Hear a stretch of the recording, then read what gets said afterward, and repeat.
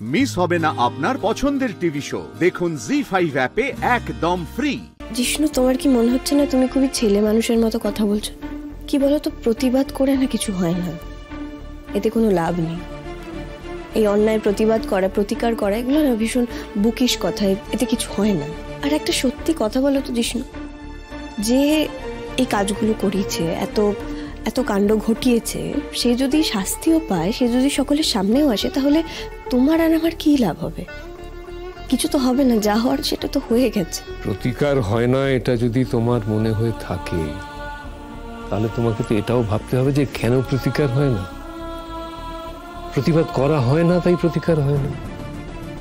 অন্যায় যে করে আর অন্যায় যে সহ্য করে, দুজনেই কিন্তু সমান অপরাধী, তাই না? তুমি যদি গোড়া থেকেই ভেবে নাও যে প্রতিবাদ করে কোনো লাভ নেই, এই লাভ ক্ষতির জটিল অঙ্ক কষে তুমি যদি তোমার কর্তব্য থেকে সরে আসো, তাহলে তো প্রতিকার হবে না। তুমি তো অন্যায়কে প্রশ্রয় দিচ্ছ। তোমার প্রশ্রয়ে তার সাহস আরো বাড়বে, সে আরো একজনের সর্বনাশ করবে। সেদিন যদি তুমি আয়নার সামনে দাঁড়াও, নিজেকে দেখে অপরাধী মনে হবে না? বেশ বাপি, আমি তোমার কথা মেনে নিলাম। কালকে ওরা যা করার করুক, আমি সেটা বন্ধ করতে বলছি। সবার যা বলার বলুক, যা প্রমাণ করার করুক, প্রেসের কাছে যা যা ইচ্ছে করুক, কিন্তু আমি একটাই কথা বলতে চাইছি যে বাপি, এখানে আমার কিছু করার নেই, আমার কিছু বলার নেই। আমি ওইসব ঘটনার কথা আর মাথাতেও আনতে চাই না, আর মনেও আনতে চাই না। আমি ওটা থেকে বেরিয়ে এসেছি বাপি। মেঘ, তোমার যদি মনে হয়ে থাকে যে তুমি এই ব্যাপারটা থেকে বেরিয়ে এসেছো, সেটা কিন্তু ঠিক মনে হওয়া নয়।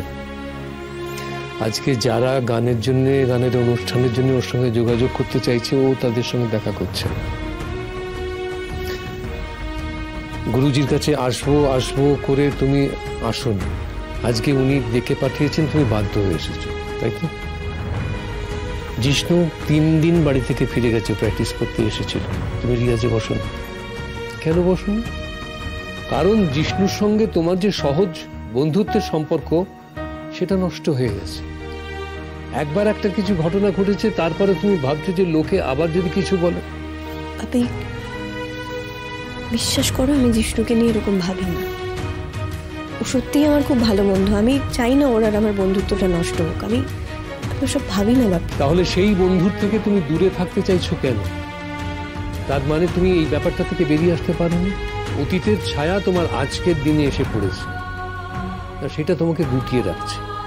মারে, তুই বেরিয়ে আয় মা, এই অবস্থাটার থেকে তুই বেরিয়ে আয়। আমার এই গুটিয়ে যাওয়া মেয়েটাকে দেখলে না আমার খুব কষ্ট হয়। মনে হয় বাবা হিসেবে আমি বোধহয় কোথাও ফেল করে দিচ্ছি।